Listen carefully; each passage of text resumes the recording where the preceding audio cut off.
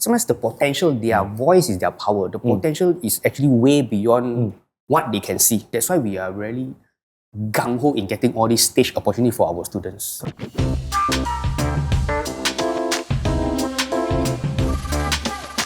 Welcome back to Graphs.fm. I'm your host, KG, your guide to personal development, empowerment, and of course, growth. We'll be sharing stories of education, parenting, as well as personal development to guide you to achieve your fullest potential. And today, we have Johan Uy, the founder of Johan Public Speaking. And he himself has been into the sphere of talking and public speaking, coaching and training for a number of years already. So let you be the one talking and introduce your backstory. Thank you so much, KG, for the invitation. It's been a really great 10 years, Yes. 1 decade. Yes. We started this company since the year 2014, August, I would say. So this is exactly 10 years. 10 years, okay. Exciting, right? Up and down for us. And how it all started is actually even way before that. Okay. Way before that, I think when we knew each other Yes. at a networking event or Yep. a platform, I was actually doing social media marketing. Right. Yes, that was Facebook marketing. Yeah, way back then. That was in 2010, 2011. And we were actually the pioneer in that sphere of social media. Thankful enough or lucky enough, there weren't many speakers on that part. And when conferences are held, they wanted speakers. Yes. And then, ding dong, there is a customer called Maxis. I just say the name here, right? Maxis. And my friend is an event organizer and he's supposed to actually source for speakers. So he said, Johan, do you want to speak at Maxis platform? Of course, we jump right into it, right? That was the exact answer, of course. But then I asked him one question. How many packs are actually there listening at the conference? And he said maybe about 350 to 400 packs. All right. At the end, how many? When I heard that, I totally okay, I've never done this before. Before that, I was actually in the corporate world. I mean, talking to directors, 5 or even 6 of them in a small room, no problem. But standing on stage and speaking to 300, 400 packs, I've never done that before. Okay. So I freak out. All right. So I said, I want to consider. The first answer to him was yes, but then I want to consider. But then my partner, in our Sdn Bhd, my partner, said, hey Johan, I don't care, you have to go on stage. If you go and speak, then we will lose our opportunity, right? Competitors will take the spotlight, whatever. So I reluctantly agreed. Right. And true enough, on the event day itself, I actually went up on stage. Now, luckily the time got no TikTok videos or the videos. The picture, a snapshot picture was very cool. Yep. But then prior to that, actually, legs were actually shaking because when I was waiting in the hall, more and more people come in. That was a really, even when I think back now, it's really overwhelming for me. It was a 45 minutes speech. Wow. A speech.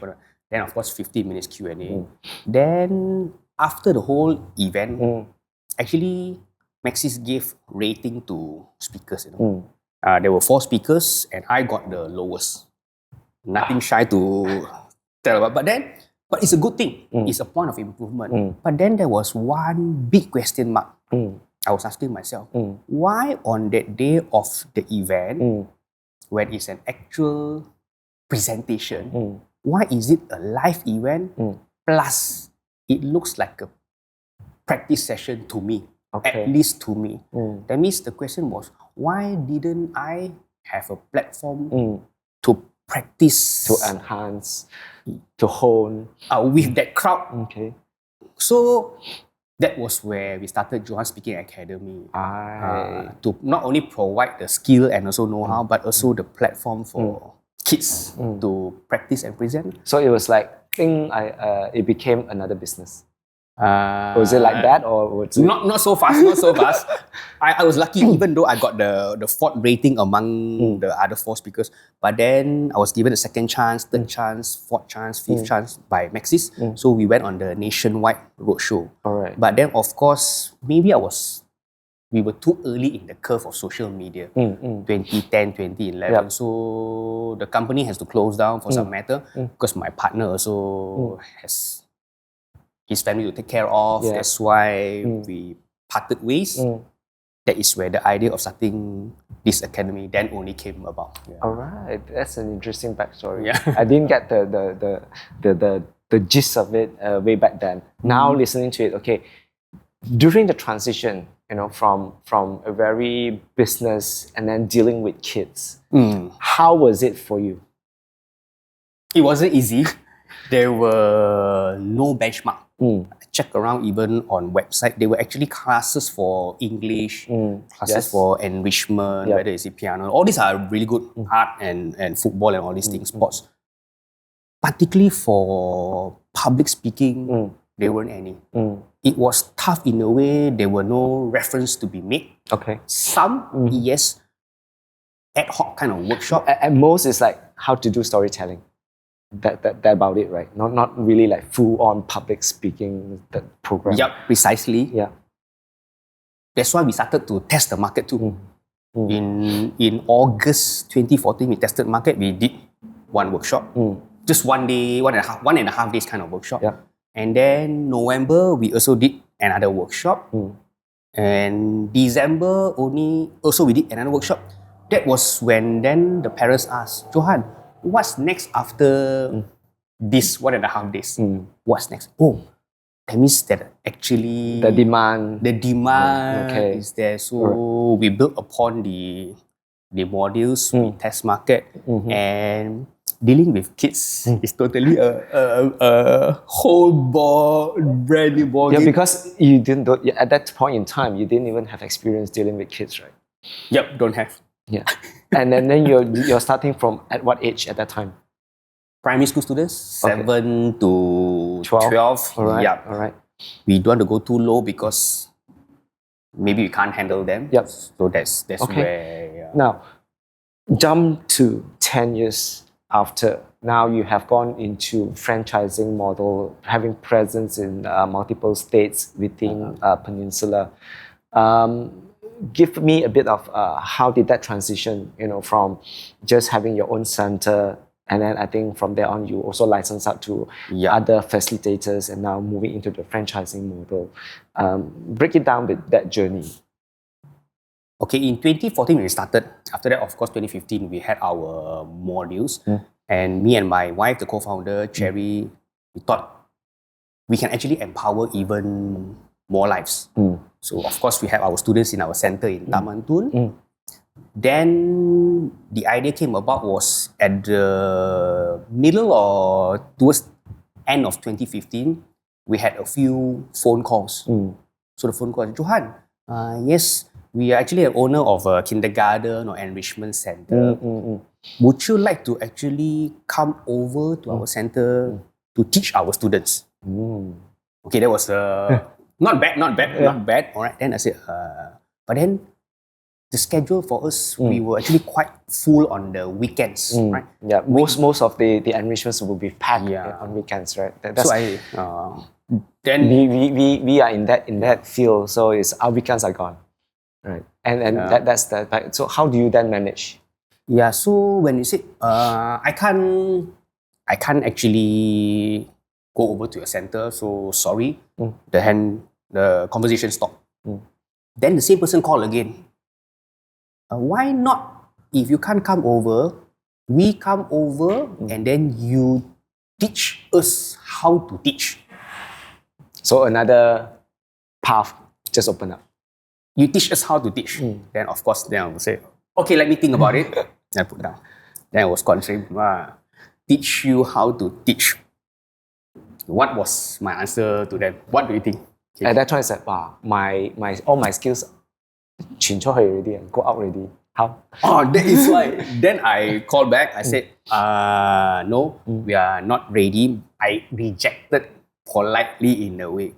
After that, the conversation end. After a few months, there was something just not right in us, me and my wife. If we say no to we going there or not teaching you how to teach, in the end, You can't expand. There's no skill. it's not about expanding, KG. I mean, it's about not about me or the kindergarten owner. It's about the children. Then The opportunity. The kids will not have a skill to learn. That was actually why we started. So in then, we said, why not we try this model? We call it TTE. The time is Train the Educator. Okay. So it's a certification program, plus they are also licensed to use our module. That was how it started. But surprisingly, it's not the kindergarten or enrichment center owners that take it. It's actually corporate people who wants to enrich more lives, or even freelance teachers, or even retired teachers, or even single mother who want to have this as an opportunity. All right. They took the TTE thing. So it also provides an opportunity for others to gain additional skills and then another path of earning as well. Okay, very interesting. Okay. And when we reached 2019, we thought of going for franchising. That's where we transitioned our company to become a Sendirian Berhad. Earlier, it was not. Then 2020, MCO, the lockdown came, so we abandoned the idea. And after that, 2022, we revisit this idea. And after a year, 2023, we had our franchise license from the government. That's how we transitioned from a single unit to licensing TTE to the franchising. That within that span of 10 years. So right now, how many franchisees do you have on board? Total 9 locations plus our HQ. All right. 6 of them is in Klang Valley. Okay. And 2 is in Johor and 1 is in Ipoh. So what would be after 2025 and beyond? What's the numbers that they'll be looking at? If I shout out the number, that means I have to achieve, right? Yes. Actually, even for this year itself, we are looking, plus next year itself, we were looking to actually add another 20 more outlets, plus 1 more overseas franchise. Yeah. All right. Overseas. Well, looking forward to more Johan public speaking. Now, let's go just into our conversation. Public speaking, in a lot of parents' mind, is a skill. It's a skill that's good to have. And when we talk about public speaking, the first thing in mind that, you go on stage and then you tell stories, or you do the syarahan, if you go to government school, right? But public speaking is actually beyond that. So along the years, what have you seen? Because at that time when you started, there was none. And 10 years later, we have seen multiple public speaking schools now. Can you share with me how has that perception from parents and also from the kids' perspective on public speaking? For the past few years, lately, initially it was hard to actually keep educating parents on the importance, because Malaysians being Malaysians, I'm a parent myself, focusing on the academic is the main priority, where they need to get the score, the straight A's, whatever. Now, over the years, I think parents, they themselves realize, I'll talk about the rise of the internet, one part first. The academic will get you into an organization. That means your full A's, whatever, will get you into an organization. But for you to go up the ladder, is about communication skills. That means, how are you be able to rally your subordinates, your teammates? How are you going to sell the vision to your team, even if you are running your own company? And how are they going to achieve their KPI, their mission, all these things? You have to communicate, voice it out. Not only typing an email, okay, this year we need to achieve and all these things. So that is where being able to present, to communicate, to able to touch lives with your words becomes very important. That is where speaking skills come in. So the academic part will get you into the career, and of course, you have to be substantially good in that also.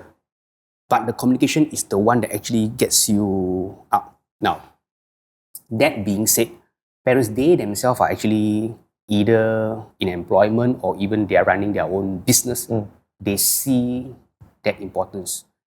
And like myself, I have no prior practice in presentation or public speaking. I see the importance. That is why I want my children to be able to learn this as soon or as young as possible. That is one thing. And then the next thing, the rise of the internet. Now, people actually, we are as guilty. We will look at our handphone, we will scroll our handphone. That becomes very passive. I mean, there's a lot of information. And that is where parents see the gap because, hey, my child is just stuck in front of the screen. And how are they able to express it? Even if they express themselves or they communicate, even among their peers, is text. Yes, true. Right. So, and this is another point that maybe we will discuss it later. With that transition from where you see from 2010 to 2024, are parents now more receptive, or do they really see? Or because my other kids are going to public speaking, so I must send my kids to public speaking. Or they really see what you have mentioned, the overarching, industry or the overarching need for communication. I think it's not about I use a Singapore slang, the kiasuism of that. See, I think parents see the need of it. That's why they embark on this journey together with us. Okay, all right. I just want to share a bit about my story about public speaking. I remember when I was in secondary school, either removed or Form 1. And yes, the competition, right? I went on stage and first paragraph done and I froze. I totally forgotten the whole chunk of my presentation. And I stepped down feeling humiliated after that. I think a lot of kids right now would also face that situation. I think how do you overcome that confidence, also that fear of standing in big stage to speak for kids? Talking about that, I also can relate because I actually forgotten my script. That was in 2014. I was competing in a regional in Malaysia. But yeah, so on speaking part, there will be 2 parts. Actually, more than 2 parts. But I'm just talking these simple terms for kids. It's about the content, the content, and also, of course, the delivery of that. Now, of course, one more part is the mindset. Now, mindset is just not too difficult if you know the venue and you know the audience are my parents or my friends' parents. If you are quite familiar with the circle, it's okay. Now, the content part, we don't make it too difficult. If it's too difficult, we forget about delivery. Because when you go on stage, there are a lot of things in mind. You have to have your eye contact. Let's say your eye contact, your facial expression, your voice changes, your hands movement, and then you got the script in place. So it's actually multiple, overwhelming sometimes for the kids. So that's why we want to make the content as easy or as relatable or as comfortable as possible to the kid. Okay, and then talking about content, most of the content that's delivered by the kids, is it that they self-crafted, come up with their own, or everything is like a preset? Because I would really like to understand this part, because when it's preset, I don't get connected to the story or what has been delivered. If it's done by the kids themselves, when they deliver, it's totally different. Yeah, because we do pitching competitions for the kids, and those prepared by parents versus prepared by students themselves, we immediately will be able to catch it. Right. So, for your kids, do they have an input to the content? Now we have a lot of modules. KG, we have about 18 modules. Let's say start off with storytelling. So storytelling is off the shelf. Let's say Little Red Riding Hood. Okay, now why Little Red Riding Hood is a preset already, but at least they know the story. Or there's the hare and the tortoise who is going for the race. They already know the story. So it's a preset. Now relatable. When they have this script, teacher, I know this script. So easy, and they'll be able to present. Then let's say we next go to the dream job module. Okay, what do you want to be when you grow up? Okay, teacher, I want to become a YouTuber. Okay, YouTuber, good. Now YouTuber, we have a preset template. Then there'll be a lot of blank lines. All right. Okay, YouTuber, you want to speak about what? Okay, they think, I want to talk about makeup. They write. I talk about toys review. Then they will write their script, my favorite channel, and how many subscribers I want to achieve. Then they write that script. The next brand ambassador, let's say. Then we are partnering with Zoo Negara. Then Zoo Negara will give us the script to talk about these few animals. But teacher, I don't really fancy the camel. Can I put the Black Panther? Can. If you give me the points, you put in the Black Panther, no problem. So again, we have to it has to be really comfortable for them. Yep. If it's too fixated, then they can't. But then there's sometimes also, like I mentioned, sports commentator. We even have that kind of module where they watch the screen and then they comment on that. That is because if they play a drop shot or badminton, then they just comment on that. Again, we are flexible on that, just to make sure kids don't get overwhelmed. If the script is too difficult for me, they don't even want to think about the delivery. Okay. Just now we were talking about the content. Now let's go to the delivery part. This is my personal opinion. Sometimes when we did a few rounds of storytelling in our bazaar before, and when they come on stage, they can be very animated, but some can be robotic animation. It's right. I don't know whether you get why I say that. It's because when even in Chinese school, when they have all this competition and when they do this hand movement, it feels so robotic. It's like you go through the same mode of delivery. You don't have that personalization. So this is something that gets me a bit off. So now having you here, I want to just ask that, is it that everyone that goes through a public speaking school must go through that? Or you allow that personality to come up? Before even going on stage, our main priority is to get them. That means we call it a frequency method. That means they go up on stage 1 time, 2 times, 3 times, 4 times, 5 times. Let them be comfortable. That is the first thing. So at least when they go up there, that means it feels like second nature to them on stage. Now, when they are on stage, on the robotic kind of presentation, they have to pass through that. Okay, what do I mean by that? Let's say today, I register for a Wing Chun class. Wing Chun. So, step 1, step 2, step 3, step 4. So, next time, I also was, because I'm still thinking, but if you see the Yip Man, he just same like driving. Last time when we started driving, put the mirror, all the steps, and the steps. But now we just go in the car, we will just automatically comes up. Same thing, maybe that boy or the girl that you saw, he or she is still thinking, teacher may ask me to do this. So he's still thinking, but the more important thing is he is up on stage. That will be good enough. Later, when he finds his own rhythm, then he will be able to pass that robotic kind of thing. That is my view on that. So it of any kids, then they as long as they have the courage or the confidence to step on stage, that is one achievement already. Yeah. Right. Because, or would you have because the kid is so introverted, very shy, and the parents would want them to shine and then to break up from that mold, and they come to you, the public speaking school. I want you to, build confidence in my kids. Do you have parents like that? Of course, yeah. So how do you overcome? Especially those who are very, very, very reserved. They don't even dare to take that initial step. So the first few things is the environment. The environment will be the one that motivate the child to present. this boy can do. Maybe he's younger than me.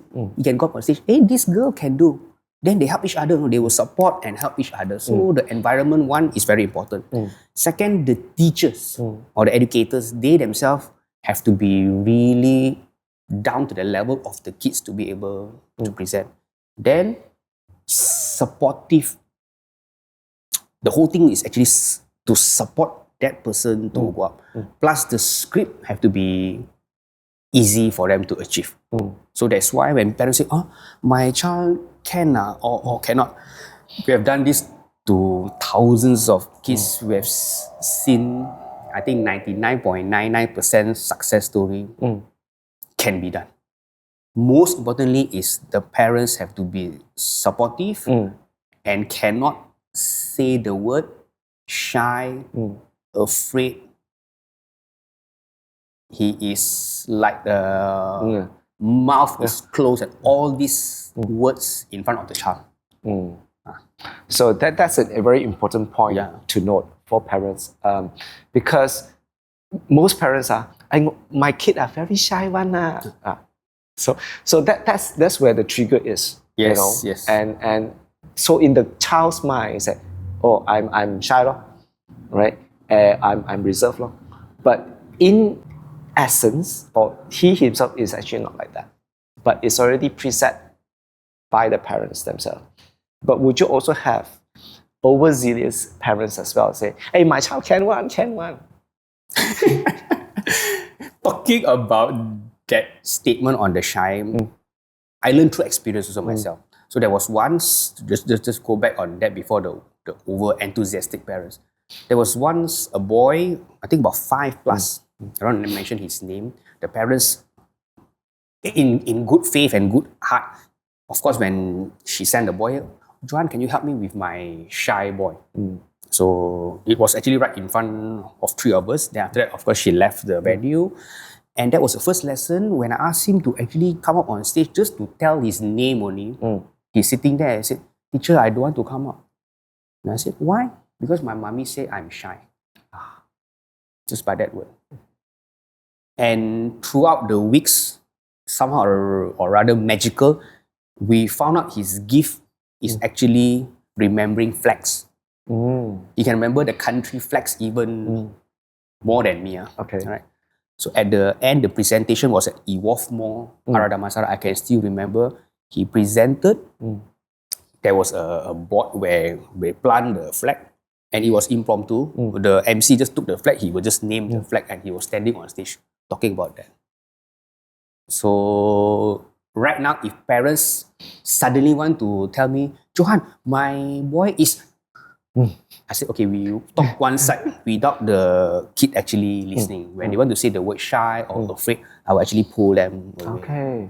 So that's a very interesting take from you, that because we hear a lot, even those that come to my place for classes, is that, oh, my kids is this, my kid is this. It's like already a preset idea from parents that my child is like that.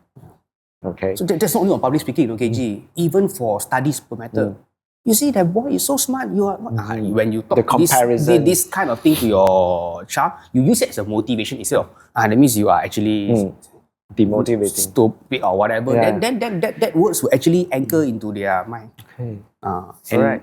On the parents were very gung ho. My kid can do it. Good. We like your enthusiasm. So parents will actually play a supportive role in helping the kids to actually go.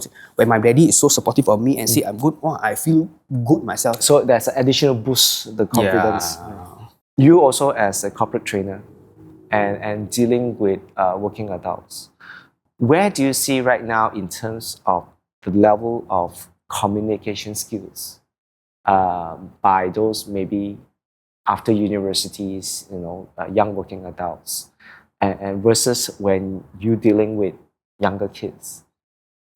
Do you see the comparison of where they are right now? Because we get a lot of, like we read in the newspapers, graduates who can't get jobs because they lack of communication skills. And a lot of unable to even articulate what you had mentioned earlier on, if they want to go to the next step. So you also coach adults. So where do you see that big gap? The gap in now job street survey in 2015 or 2016, 60% of employers actually reject candidates due to poor communication skills.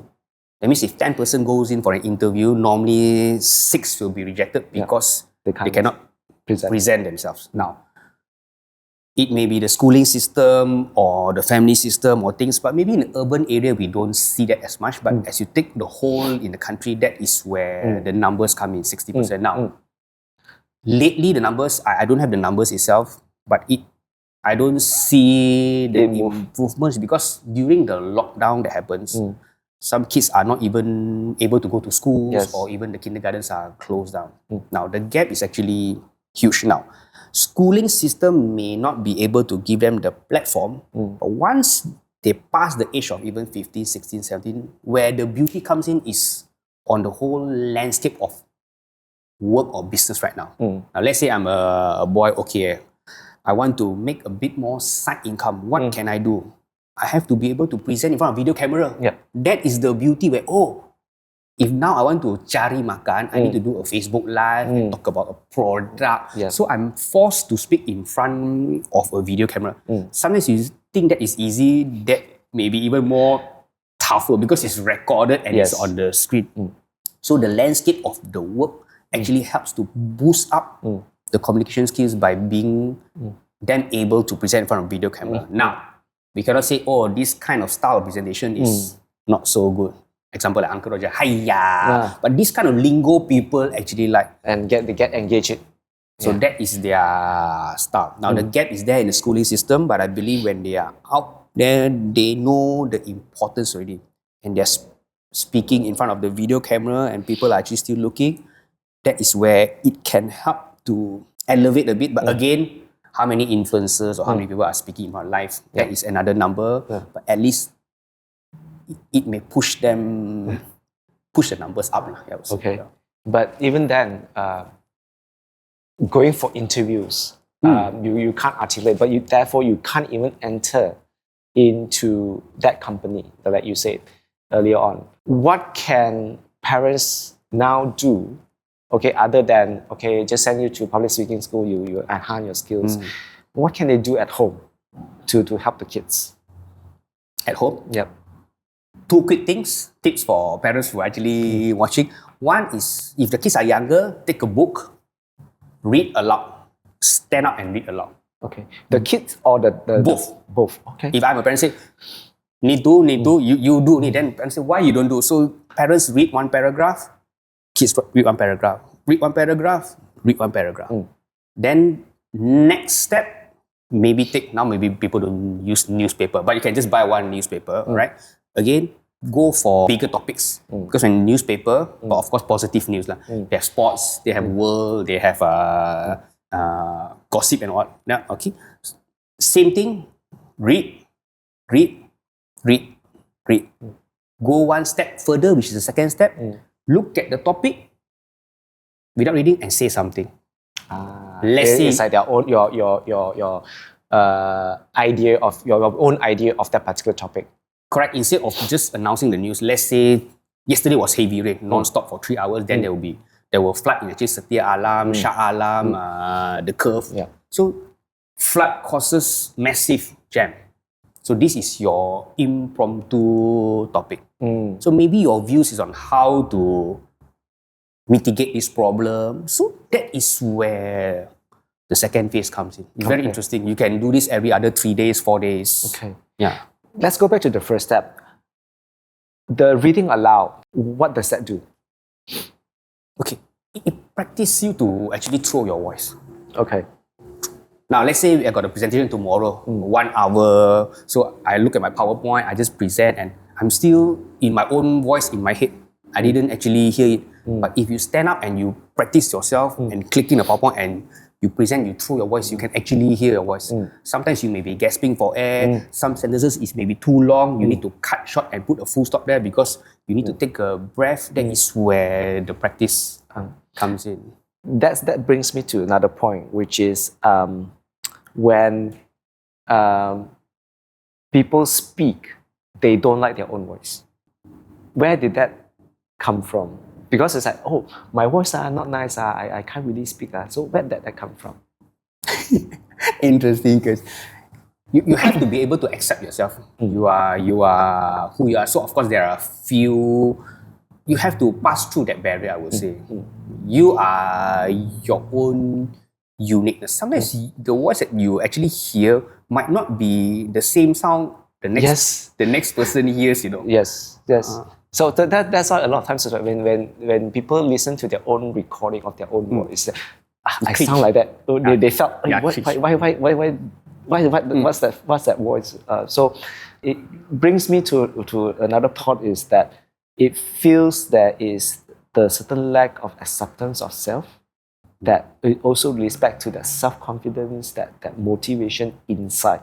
Because it also goes back to when you put your kid out there, when they present, and some of the kids go for mega events, how do they channel that confidence? Because I've seen some of your events, you have the Prime Minister, you have they're hosting shows with celebrities, with Tan Sri Datos in attendance. How do you build that up for the kids to be able to do those shows? Again, through stage time, KG. Of course, stage time means our own internal events, whether at shopping malls, theme parks, playlands. When you build upon that confidence, you are actually polishing it, just like the saw, you actually, the knife, you're actually polishing it, and it becomes sharper and sharper. Now, when you are actually chosen for that mega events, only a certain number can be chosen because the slots are limited. You are unique in your way, that's why people chose you. That gives them extra even confidence. Teacher, why am I chosen? No, you are actually, sometimes the potential, their voice is their power. The potential is actually way beyond what they can see. But we can actually see that. So again, we encourage parents to give them more opportunity. That's why we are really gung-ho in getting all these stage opportunity for our students. And maybe can share with us how this came about. Is this through pitching, and then have your kids go and pitch themselves? How does it happen? Pitching is one part of one of our modules, but when the company or ourselves, when we organize, let's say we go to Zoo Negara, all my students from my licensed partner or from my kindergarten partnership or even our franchisees, all their students can be able to go there, and parents really look forward for that, That has become like your signature event, right? Yeah, we collaborate with Zoo Negara for so many years. It's not only on them speaking. Way beyond that is family bonding, because grandparents also will come and support. There was one parent actually told me, Johan, I don't go to zoo for so many years, because of your event only I come to zoo. You know how I answered him back? It's actually because of your child only I come to zoo, so same thing. Right? So it's a family bonding kind of encouragement and event. That's why when we do this, whether the shopping malls or whatever, we bring families together. That is another magical moment where we can see kids actually hugging parents after, because it's a huge stage, not easy. Even it's a 1 minute speech, it's not easy. Perhaps you can share one very momentous story that you see the growth of one child from zero to a hero level. The one that really can catch that's deep in your mind. Actually got two, but I will just share one. His name is Bosco. I still remember. Now Bosco, when he comes to our class many years ago, I think it's 2015, 2016, he has no problem standing on stage to present. He even actually has his own YouTube channel. So he actually flipped the phone and talk about his house, he walk around, he will just simply present, but it's okay. Now, I took him for granted. Bosco, no problem, sure can present. Now I remember the first outdoor activity, it was at Sunway Lagoon. 2016, I think. So when he took the mic as a brand ambassador, he spoke one or two lines, suddenly he just cried. threw the mic and ran to mommy and hugged the mommy and keep crying. So I was, oh, what happened? So he was crying and crying. After 10 minutes, the mommy asked me, hey, Johan, can you actually shoo away all the people here who are actually watching so that you give him another chance? I said, I can't do that because they are all other parents and even visitors from Sunway Lagoon, you know. So I said, I cannot. Then I talked to him. Bosco, do you want to try one more time? Then he said, yes, teacher. So he took the mic, but he just looked down and he mumbled. I can't even hear what he was trying to say. Okay, finish. Done. But he just mumbled. Then we went back to the classroom and put on the drawing board what happened actually to him. It was not a really big crowd or whatever, but he cannot execute. Totally froze. Then second event was at Gardens Theatre. So he was seated and waiting for his turn. Let's say speaker 1, speaker 2, he was seated. Now there were about, I think he was seated about number 7 or 8. So the fifth speaker went up, not even before his turn, he cried again. Okay, it's about 8 or 9 at the time. He cried and then he hugged the mommy. Oh, he didn't even go up on stage. So, but at the classroom, no problem. So we were thinking what actually went wrong. This third assignment, I still remember, 3rd of January. But the year, I think it should be 2020. 3rd of January was still a holiday because of the New Year. This time we were at the Curve. No, the Curve. Ikano Power. Last time was, the night is still called Ikano Power. So I said, whether or not he can do it. Then after that, the another half came. His dad came. This time, the first time I'm seeing is that the first 2 was only the mom. So he went up there. He managed to present about himself only. So when he presented, when he finished, he put down his mic. Everyone clapped for him. He ran down and hugged his mommy. This time his mommy cried. So did you manage to find out the trigger of why was he unable to execute that few times? What was the the psychological thinking behind? Both ways. I think he also gave himself a lot of pressure because of his status. Everyone in the classroom knows he's a YouTuber, you know. And on our part, is also maybe we put him too early at the stage time. It is a double-edged sword, you know. If he can't do, he may. But luckily, this boy goes for the second try and even the third time. So we are actually learning together. Yeah. Very interesting. So it brings us back towards the end of the conversation. Give us one point where an action point a parent can actually execute and perhaps bring out the inner part of this inner voice of their child, that they be able to stand on stage or they can stand in public and really express themselves. Our tagline is your voice, your power. Kids always, even adults, will look superhero, Avengers, the Iron Man got this power, Incredible Hulk got that power, Captain America, Thor. The child or even the parent themselves, your voice is your power. Words can actually change and transform life, even can change a whole country and transform the whole country. That is how powerful our voice is. One thing parent can do is give a lot of encouragement. Whatever they're doing doesn't mean only for public speaking, whether is it art, football, piano, ballet, fencing. Give them the platform and encourage them. Because when you believe in them, parents believe in them, they will actually believe in themselves even more. So words of encouragement, one thing I would say. Second, supportive environment, believing in them.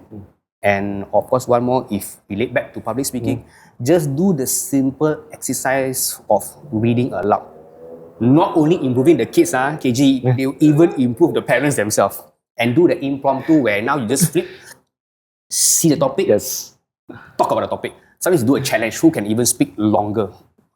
Very interesting. Yeah. Thank you so much. That's the end for today's segment. Thank you, Johan, for joining us and sharing your voice, your power, and where can you look for Johan Public Speaking? We are on social media.